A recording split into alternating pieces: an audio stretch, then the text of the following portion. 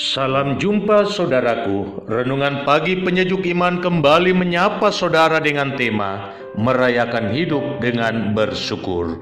Untuk pelayanan firman mari kita berdoa. Tuhan, kami bersyukur padamu atas hidup yang Engkau beri. Ajarilah kami memaknai hidup ini dengan benar, dan kiranya Roh Kudus meneguhkan kami untuk hidup seturut firman-Mu. Dalam nama Tuhan Yesus kami berdoa. Amin. Firman Tuhan, Yohanes pasal 10 ayat 10b. Aku datang supaya mereka mempunyai hidup dan mempunyainya dalam segala kelimpahan.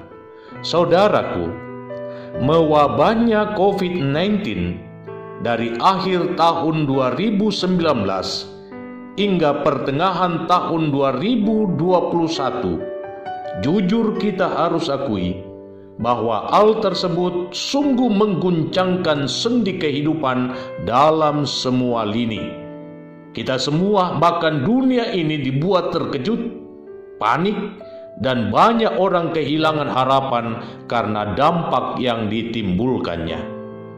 Coba saudara bayangkan, dalam kurun waktu yang singkat, virus ini dinyatakan sebagai pandemi, yang artinya bukan hanya satu atau dua negara saja yang mengalaminya, tetapi lebih dari 180 negara yang ada di dunia ini telah terpapar penduduknya dengan COVID-19.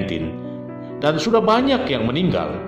Sesuai catatan per tanggal 9 Juli 2021 secara global, yang terpapar sudah ada 180.296.552 jiwa. Dan dari jumlah tersebut tercatat 4.025.566 orang meninggal dunia. Sedangkan secara nasional, hingga hari Sabtu tanggal 10 Juli 2021 sudah tercatat 2.491.006 kasus dan yang meninggal dunia sebanyak 65.457 orang. Dan yang menjadi korbannya, saudaraku, tidak pandang bulu, tua muda, bahkan balita, laki perempuan, bukan saja orang biasa atau sederhana, tetapi para pemimpin negara, politikus, para tenaga medis, bisnismen, artis, atlet, bahkan alim ulama, termasuk pendeta, tidak luput jadi korban dari coronavirus ini. Saudaraku, kondisi yang ada sekarang adalah suatu yang berada di luar kontrol kita. Hal ini terjadi untuk menyadarkan kita bahwa manusia itu ternyata lemah dalam segala hal.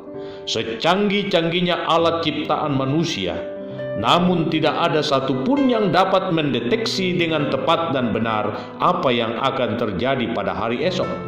Oleh karena itu, kita tidak perlu menyesali dan meratapi apa yang sedang terjadi sekarang, dan kita tidak boleh mencari kambing hitam. Di sini saya mau mengatakan dan menegaskan, jika saudara mau tetap survive di tengah kepahitan hidup yang ada, maka janganlah fokus pada masalah yang terjadi, tetapi mari bersyukur dan rayakan segala kebaikan dan pemeliharaan Tuhan. Sebab jika kita masih boleh ada seperti sekarang ini, pertanda bahwa Allah masih berkenan kepada kita semua, serta keberadaan kita sekarang ini menjadi bukti bahwa Allah memberi kesempatan kepada kita untuk merayakan kehidupan anugerahnya.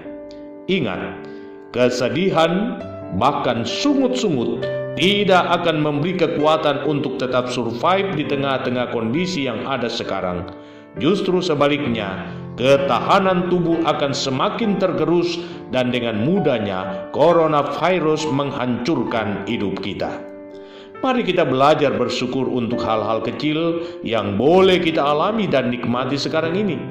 Bersyukur karena kita masih bisa saling memandang satu dengan yang lain walau lewat video call. Bersyukur karena kita masih bisa berbagi nasihat. Bersyukur karena kita masih bisa memandangi alam ini. Bersyukur karena kita masih bisa makan dan minum. Dan yang lebih besar dari semuanya itu, kita bersyukur karena Yesus adalah Gembala Agung yang tidak akan membiarkan hidup kita hancur karena persoalan coronavirus ini. Mari mempercayai Dia yang bersabda, "Aku datang supaya mereka memperoleh hidup, bahkan memperolehnya dalam segala kelimpahan." Karena itu saya hendak tegaskan hal ini. Teruslah bangun keyakinanmu bahwa apapun yang terjadi di jalan hidup ini, Tuhan selalu ada. Itulah sebabnya tak boleh ada alasan untuk tidak merayakan kehidupan dengan selalu bersyukur pada Tuhan. Selamat menjalani aktivitasmu hari ini. Tuhan Yesus memberkatimu.